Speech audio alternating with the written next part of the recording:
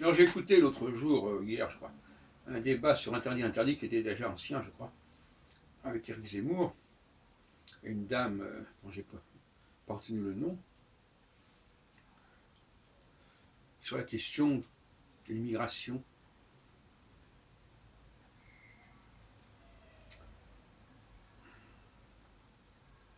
Zemmour oublie de dire que ce qui caractérise l'immigration vers la France, c'est qu'elle est issue de pays francophones. Et ça, c'est tout à fait atypique, quelque part. Normalement, les étrangers sont des étrangers. Ils ont un statut d'étranger, ils n'ont pas un rapport évident avec la langue du pays d'accueil, et donc, par conséquent, ils se distinguent nettement.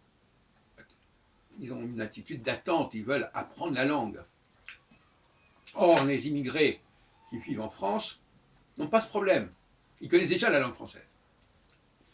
Et ça leur donne des droits, entre guillemets, d'une nature tout à fait nouvelle et particulière. C'est pas comme les Italiens qui arrivaient en France et qui pouvaient repartir.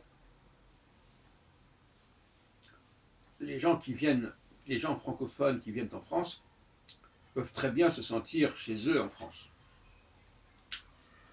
Donc l'exemple italien que brandit Zemmour est fallacieux.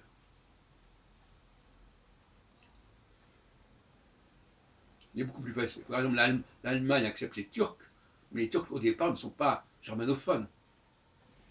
Donc elle n'a pas le même rapport avec les Turcs que nous avec les Algériens ou avec les Sénégalais. C'est le prix des lendemains du colonialisme que nous payons actuellement.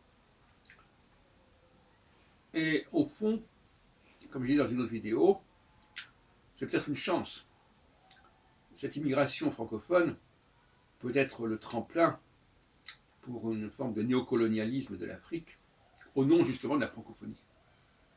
Francophonie qui va être en croissance considérable, d'après les perspectives. Et chacun nous dit que le français risque de devenir la première langue, je ne sais pas, d'ici une vingtaine d'années, au monde. Sans parler bien sûr de l'influence du français sur l'anglais, qui est une autre forme de colonisation. Je pensais que le français était la chance de la France et qu'elle